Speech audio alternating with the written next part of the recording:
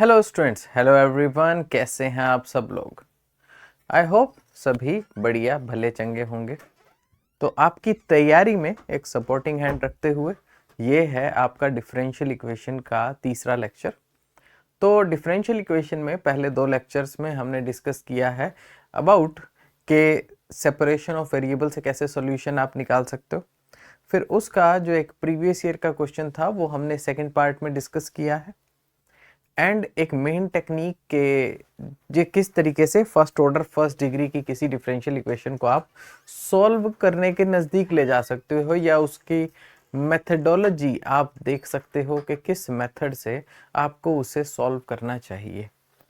तो इन सब कामों को करने के बाद आप इस स्टेज पे पहुंचते हो कि ओवरऑल आप लीनियर डिफरेंशियल इक्वेशन फिर आप देखते हो, और उसके साथ ही होमोजीनियस काइंड ऑफ जो इक्वेशन है वो आप देखते हो। इनका सॉल्यूशन आपने पिछले लेक्चर में किया है। नाउ इस लेक्चर के अंदर हम एक प्रीवियस ईयर क्वेश्चन करेंगे जो जैम का नहीं है, TIFR का है, पर होमोजीनियस पर और कोई क्वेश्चन अवेलेबल ही नहीं है। ठीक है, तो इसलिए हम वो क्वेश्चन डिस्कस करेंगे।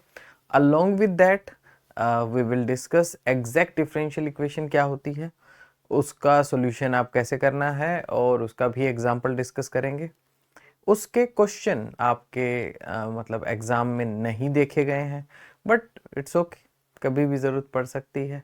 ठीक है, तो दैट्स वाई हम उसको भी डिस्कस कर लेते हैं। कोई बहुत मुश्किल या बहुत बड़ी चीज़ नहीं है। ठीक है, लेकिन किसी साल भी आ जाए तो उस साल आप एडवांटेज में रहोगे, तो इसलिए सब मेथड कर लेने चाहिए, तो नॉट अ बिग डील।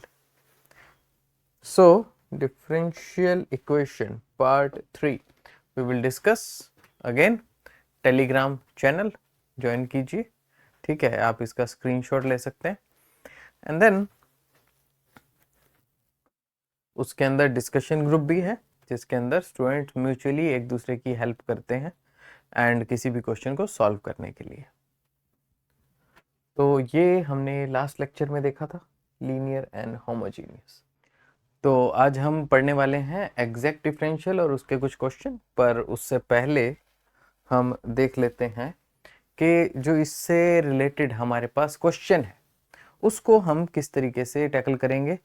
एक क्वेश्चन TIFR में आपका आया हुआ है, तो उसका पहले तो एनालिसिस कैसे करेंगे और फिर उसका सॉल्यूशन कैसे करेंगे, तो ये हमें सबसे पहले आज के लेक्चर में देखना है।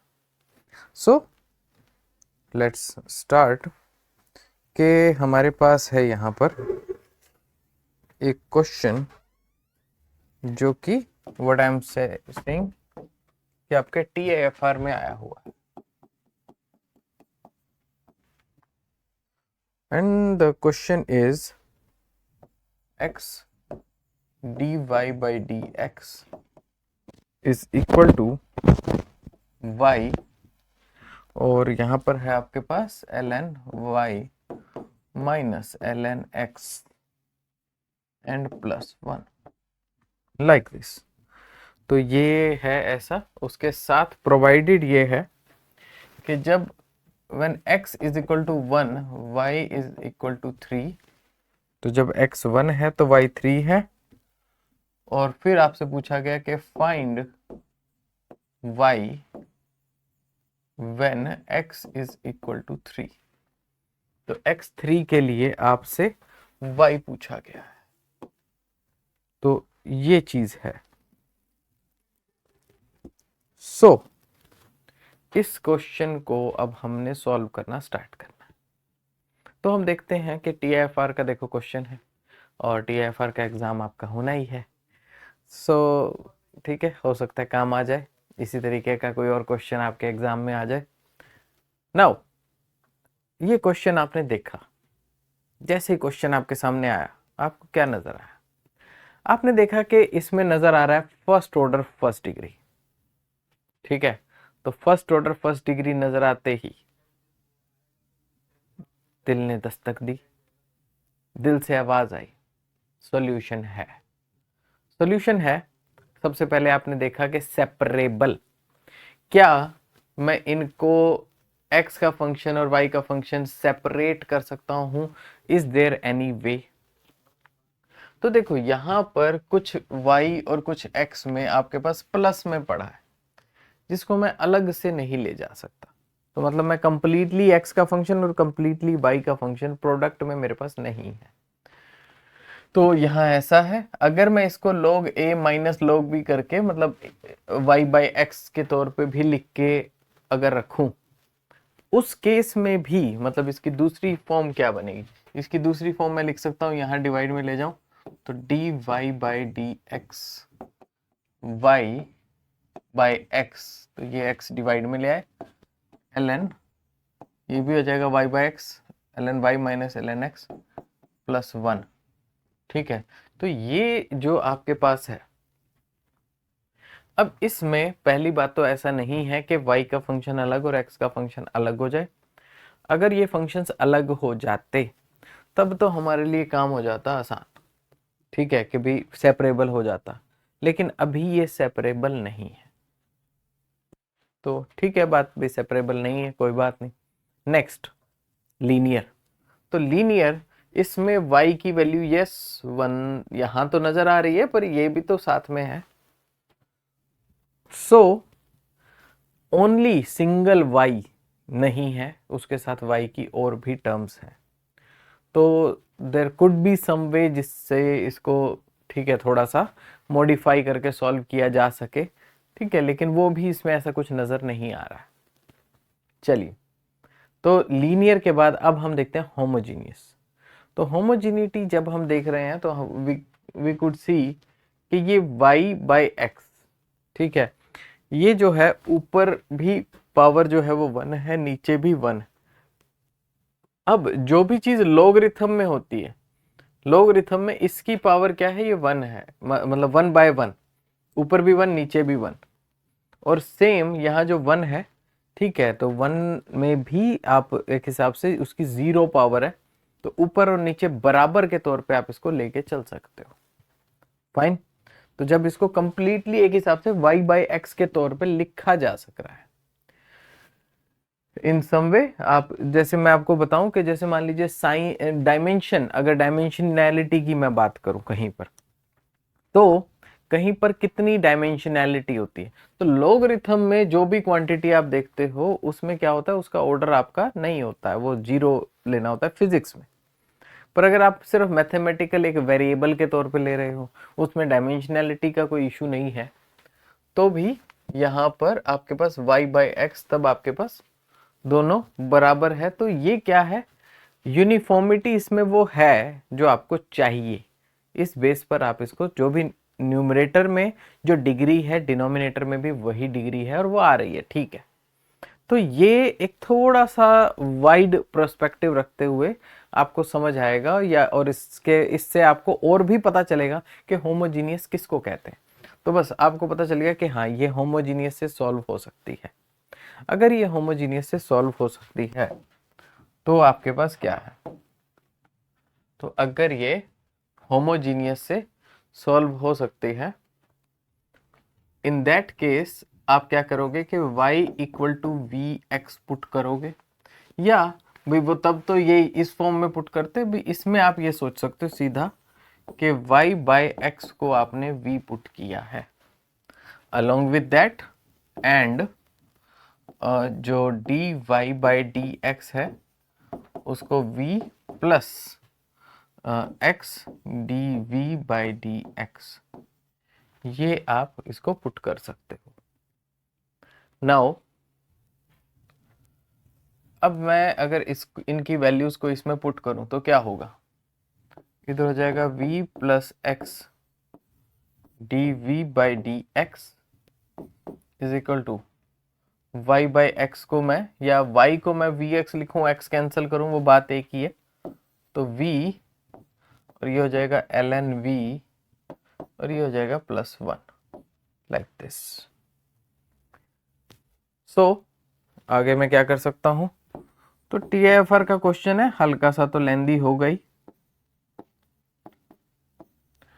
क्योंकि TIFR के एग्जाम में यू सी कि बहुत ज्यादा क्वेश्चन नहीं होते हैं, तो बहुत ज्यादा आपको स्पीड नहीं, आपको जो क्वेश्चन आते हैं उनमें एक्यूरेसी चाहिए।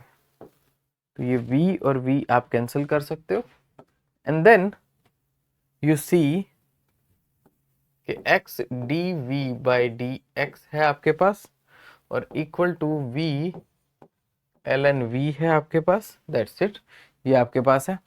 अब ये क्या है कि जैसे पहले हमने देखा था कि होमोजीनियस क्या है, सब्स्टिट्यूशन के बाद वो सेपरेबल में कन्वर्ट हो जाती है, तो वैसे ही ये क्या है, ये आपकी सेपरेबल में कन्वर्ट हो गई है।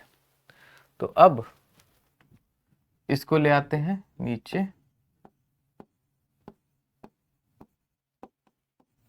और इधर ले आते हैं dx को एक तरफ। नाउ हम इसको देख सकते हैं कि ये dv और बाय v ln v जो है, इसको मैं थोड़ा सा इस तरीके से सेट कर सकता हूँ कि अब मैं इंटीग्रेटिंग बोथ साइड ले लूँ, तो मैं इसको, ये जो v डिनोमिनेटर में 1 by v d v divide by ln v में ले सकता हूँ। तो इससे ये क्या बन गया, इससे बन गया भी नीचे ln v है, ऊपर उसका डेरिवेटिव है। ln v का डेरिवेटिव होता है 1 बाई वी डी वी, और ये क्या है, इसका डेरिवेटिव हो गया आपके पास ln x,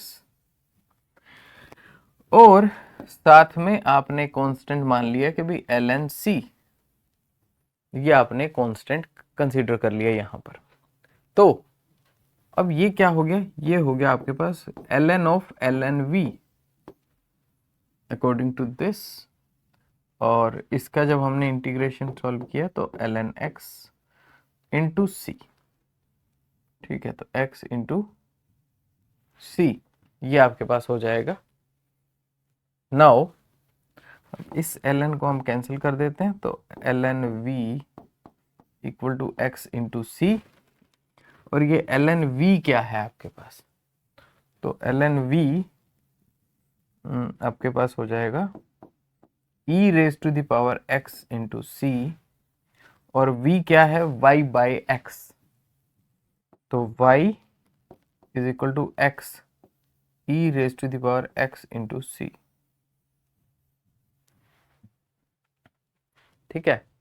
तो y क्या है आपके पास, सॉरी v क्या है, v है y बाई एक्स, तो y इक्वल टू x इधर मल्टीप्लाई में हो गया x e raise power x into सी, तो ये आपके पास बन गया एक तरह से सॉल्यूशन इस इक्वेशन का।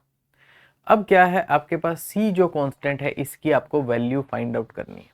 c की वैल्यू फाइंड आउट करने के लिए आपको क्या चाहिए, एक कंडीशन चाहिए। तो ये आपके पास कंडीशन है, जब x की वैल्यू 1 है तो y की वैल्यू 3 है, इसमें इसको हम पुट कर सकते हैं। तो y है हमारे पास x e raise to power x C, e raise to power x C, तो at x equal to 1 y is equal to 3, ठीक है, ये आपके पास कंडीशन है, तो हम पुट कर सकते हैं। तो y की वैल्यू है 3, जब x की वैल्यू है 1, लाइक दिस, तो c की वैल्यू क्या हो जाएगी, c की वैल्यू आ जाएगी, e आ जाएगा यहाँ ln 3, नेचुरल लॉगरिथम ऑफ 3। तो आपके पास आंसर क्या बन जाएगा, देन आप कह पाओगे कि c की वैल्यू इसमें पुट करके y is equal to x e raise to the power x into C की वैल्यू क्या है आपके पास, ln 3, ये आपके पास है। नाउ इसको हम थोड़ा सा सिंप्लीफाई कर सकते हैं, क्योंकि ये एक्सपोनेंशियल है और इसके पावर में ln है, तो हम ये x को इसकी पावर में यहां लगा सकते हैं, तो ये आपके पास हो जाएगा x e raise to the power ln 3 raise to the power x, ऐसा हम लिख सकते हैं। तो इस केस में क्या होगा, ln और e आपस में कैंसिल हो सकते हैं, तो x 3 raise to the power x y, ये आपका सिंप्लीफाई करके मोस्ट सिंप्लीफाइड वे में जो सॉल्यूशन आना चाहिए वो आपका आ जाता है। नाउ हम बात करते हैं कि find y at x equal to 3। तो ये आपके पास सॉल्यूशन है, आपके पास y क्या है, व्हेन x इक्वल टू 3, तो y आपको फाइंड आउट करना है। तो इसमें बस करते हैं पुट, तो y इज इक्वल टू 3 × 3⁻³ ठीक है, 3 × 3⁻³ ये आपके पास है। तो ये क्या हो गया, 3 × 3⁻³ क्या हो गया 27, और 3 3 9 9 3 27, और ये हो गया आपके पास 81। तो ये आपके पास आंसर है। TIFR वाले चाहते तो वो ऐसा भी कर सकते थे कि आपसे इतना पूछ लेते कि भाई ये बताओ ये आंसर क्या आएगा, ये पूछ लेते ये आंसर क्या आएगा, लेकिन उसमें ना काम खराब हो जाता। क्यों? क्योंकि अगर आपको आंसर पता है तो आप क्या करते, बहुत सारे स्टूडेंट्स जो थोड़े से ठीक है मतलब इन मामलों में स्मार्ट हैं कि कैसे क्वेश्चन को सॉल्व किया जाता है, तो वो क्या करते, वो इस इक्वेशन में y की जगह वो सॉल्यूशन पुट कर देते। तो जो भी डिफरेंशियल इक्वेशन का सॉल्यूशन है वो डिफरेंशियल इक्वेशन को सेटिस्फाई करेगा। तो जो इस इक्वेशन को सेटिस्फाई कर देता उसमें उस आंसर को वो सॉल्यूशन कंसीडर कर लेते। तो इसलिए TIFR वालों ने एक ऐसे गेम खेला कि भी देखो, अगर सॉल्यूशन सीधा दे दिया जाए तो उसको डिफरेंशियल इक्वेशन में पुट करके स्टूडेंट कैलकुलेट कर सकते हैं कि कौन सा किसका सॉल्यूशन है। लेकिन अगर डायरेक्ट ना दिया जाए एक नंबर के फॉर्म में, नंबर को जज नहीं किया जा सकता। तो आपको भी एक तरीका मिलता है। जरूरी नहीं है कि हमेशा ही ऐसा कुछ गेम खेला जाता है, समटाइम्स ऐसी पॉसिबिलिटी बनती है।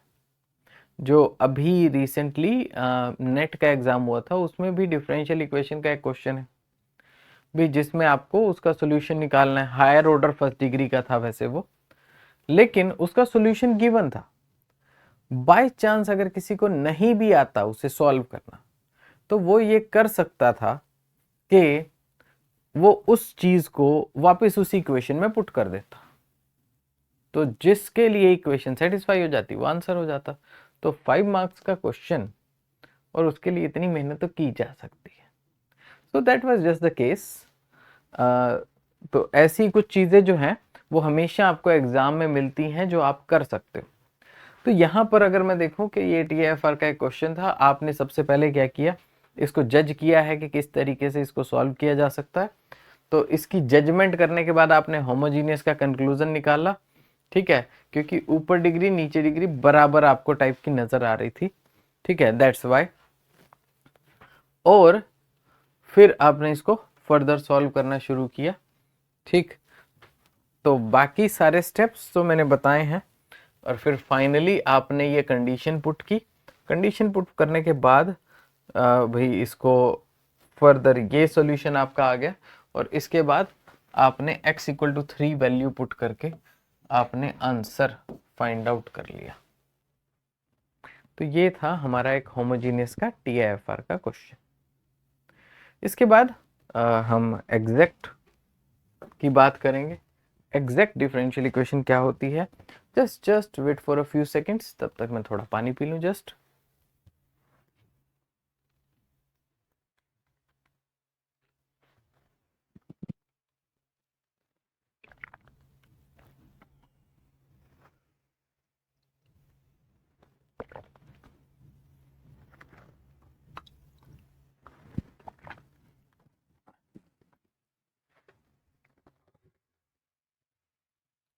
ओके, तो अब हम बात करते हैं हमारा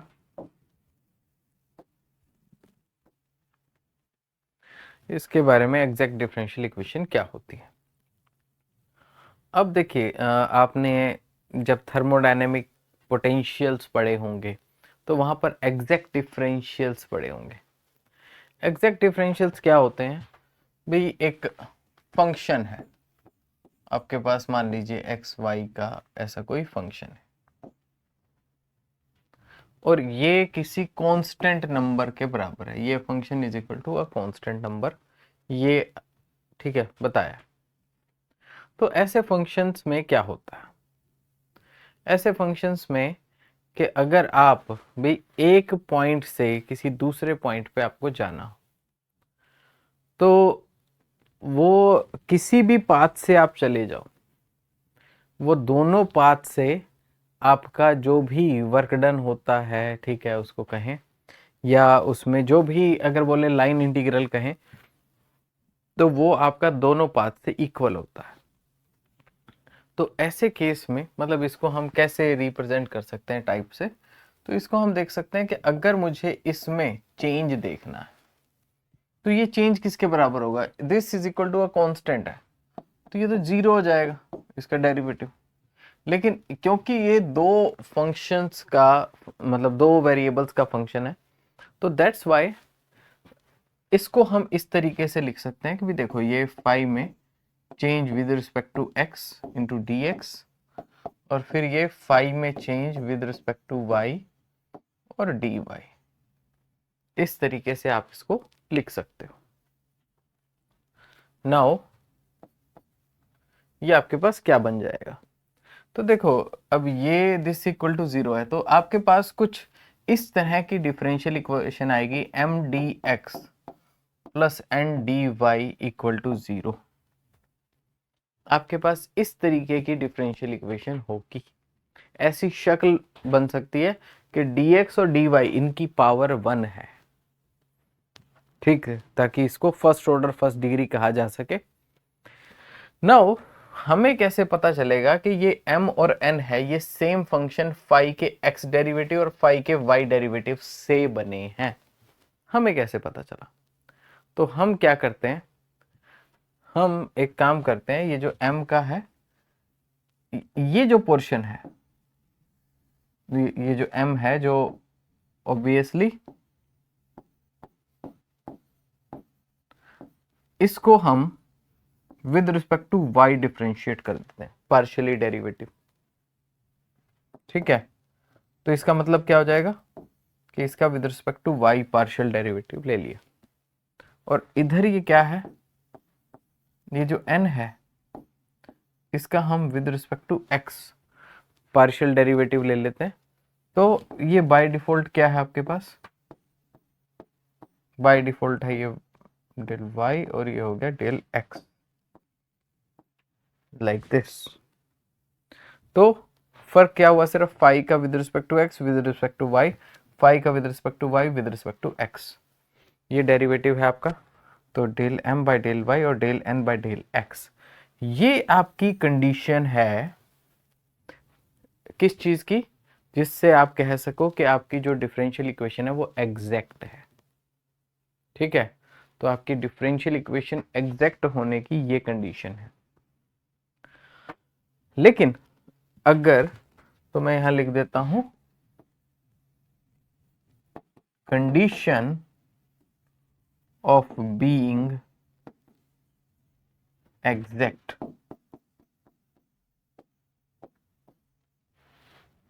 कंडीशन ऑफ बीइंग एग्जैक्ट।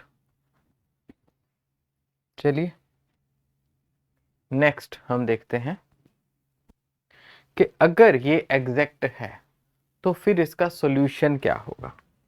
तो इसका सॉल्यूशन क्या होगा, सॉल्यूशन सिंपल सा है, एम डी एक्स था integration n d y integration is equal to a constant, ठीक है। तो ये चीज है, लेकिन ये जो हम इंटीग्रेट कर रहे हैं इसमें जो बैकग्राउंड में टर्म्स हैं वो पार्शियल डेरिवेटिव वाली टर्म्स हैं। तो पार्शियल डेरिवेटिव वाली टर्म्स में आपको ये ध्यान रखना होता है कि टर्म्स रिपीट ना हो। तो हमने ये देखा कि n में जो भी टर्म्स हैं जो जिसमें x है वो टर्म्स इसमें ऑलरेडी आ रही थी, तो हमने ये कह दिया कि इसमें टर्म्स नॉट कंटेनिंग x, तो ऐसी टर्म जिसमें x ना हो वो उसको लेना है और ये आपका सॉल्यूशन हो जाएगा। सिमिलरली आप ऐसा भी कर सकते हो, m d x plus n d y, लेकिन ये जो m है इसके अंदर आप कह सकते हो टर्म्स नॉट कंटेनिंग y, ठीक है, तो इसकी जो y वाली टर्म है आप ऐसे भी देख सकते हो कि वो इसमें रिपीट हो रही है, ऑलरेडी आ रही है। तो या तो आप इसमें से m में से y वाली टर्म्स हटा दो, या इसमें n में से x वाली टर्म हटा दो। दोनों में दोनों जो आंसर हैं वो आपके पास सेम आंसर देंगे। तो कैसे भी आप इसको कर सकते हो, फाइन। तो ये एग्जैक्ट अब मतलब वर्किंग प्रोटोकॉल क्या है कि आपके पास एक फंक्शन इक्वल टू कांस्टेंट है। ठीक है, ये मैंने थोड़ा सा बैकग्राउंड बताया। जो भी आपके थर्मोडायनेमिक पोटेंशियल्स होते हैं वो आपके क्या है, एक तरह के स्टेट फंक्शंस होते हैं। आप पीवी डायग्राम में एक पॉइंट से दूसरे पॉइंट पर कैसे भी ऐसे जाओ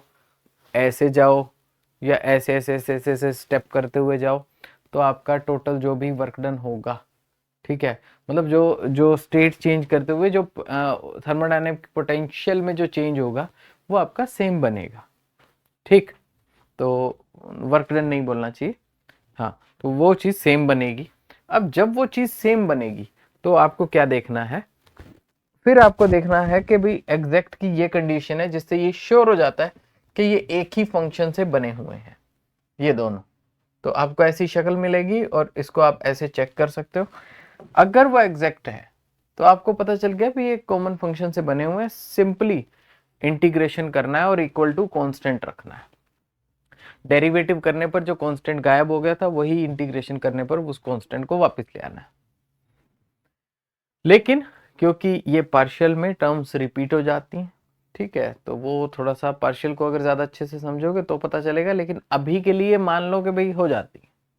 तो आपको वो रिपीटेड टर्म्स हटाने के लिए आपको क्या करना है, टर्म्स नॉट कंटेनिंग x या टर्म्स नॉट कंटेनिंग y, ये इनको छोड़ देना है और बाकी का सॉल्यूशन करना है। सो देखते हैं आपके पास कि इससे रिलेटेड हमारे पास एक क्वेश्चन है, तो वो हम सॉल्व करके देखते हैं कि क्या कहता है वो क्वेश्चन। तो the question is like this, ये है 5x raised to the power 4 plus 3x square y square minus 2xy cube dx plus ये आपके पास आ जाएगा 2x cube y minus 3x square y square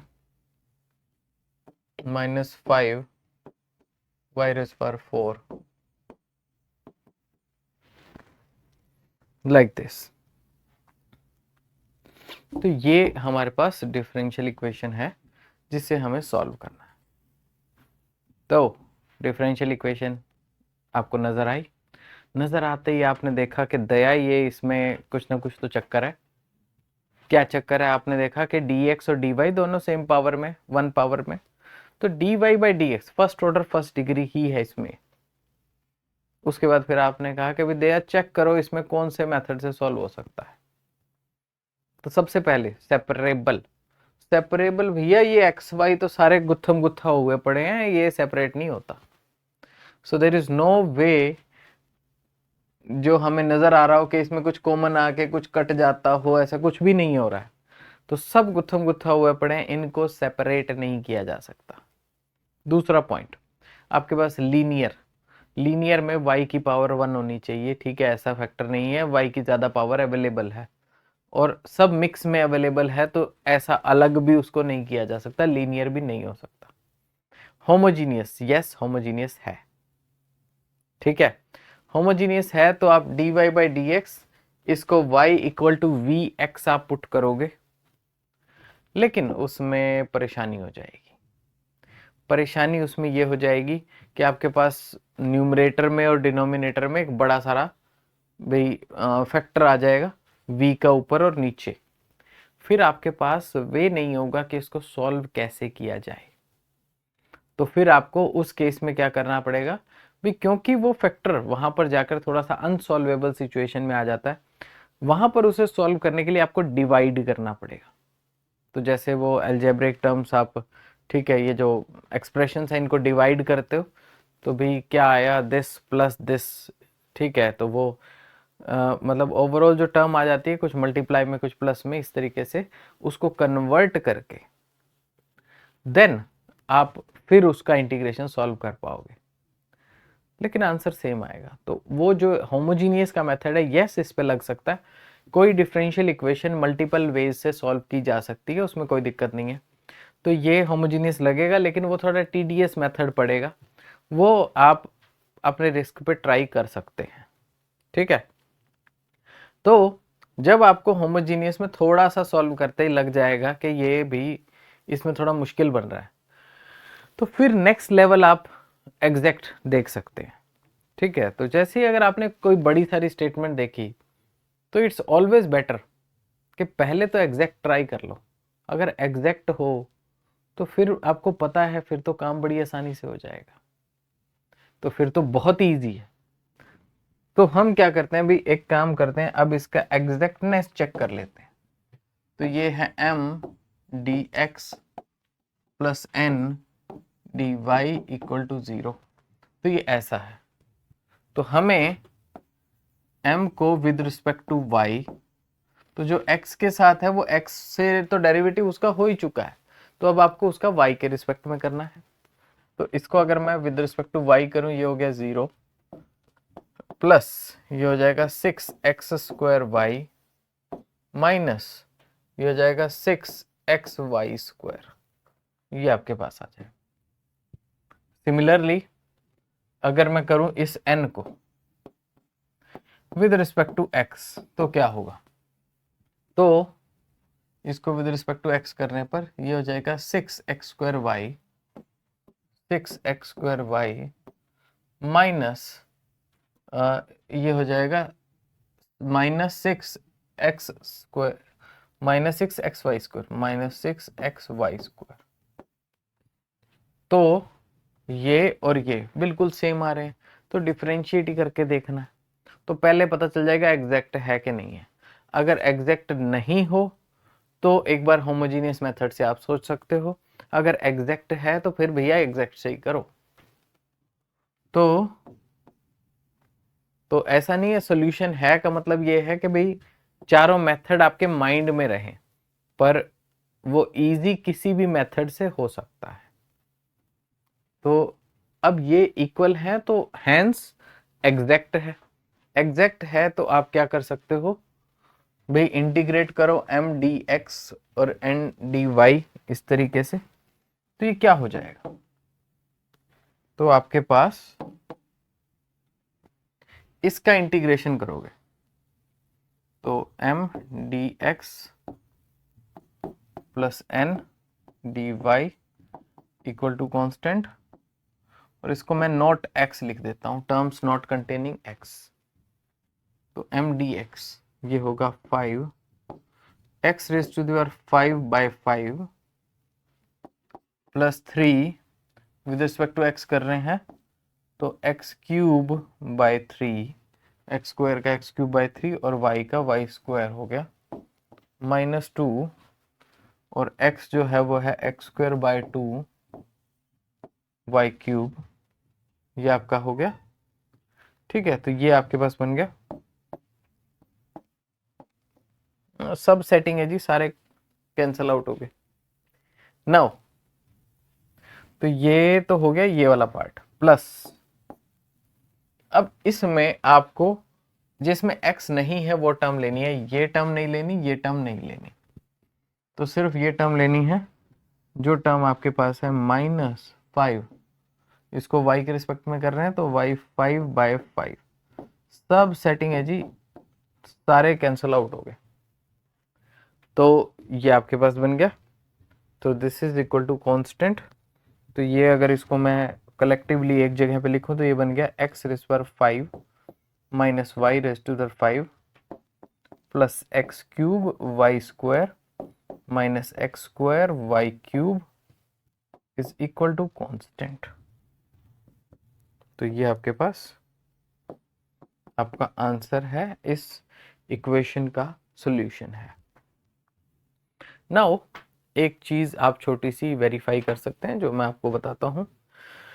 देखो, ये तो हमने एक फॉर्मूला यूज किया, लेकिन अगर हम दूसरा फॉर्मूला यूज करते तो क्या हो जाता।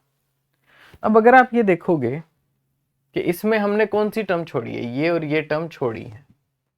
अगर मैं इसका इंटीग्रेशन करूं, इसका इंटीग्रेशन, तो क्या होगा, विद रिस्पेक्ट टू y की मैं बात कर रहा हूं, तो x cube y square by 2 हो जाता। ठीक है, और इसका इंटीग्रेशन करो तो ये -3x² वाई क्यूब बाय 3 हो जाता।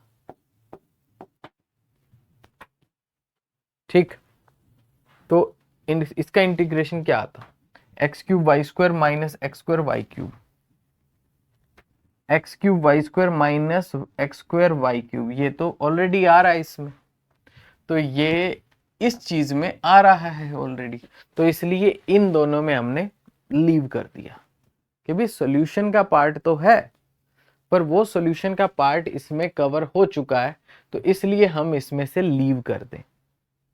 दूसरा तरीका अगर हम देखते तो उसमें हम क्या करते, उसमें हम इन दोनों को काउंट करते लेकिन इन दोनों को लीव कर देते, तो तब भी वही बात पड़ती।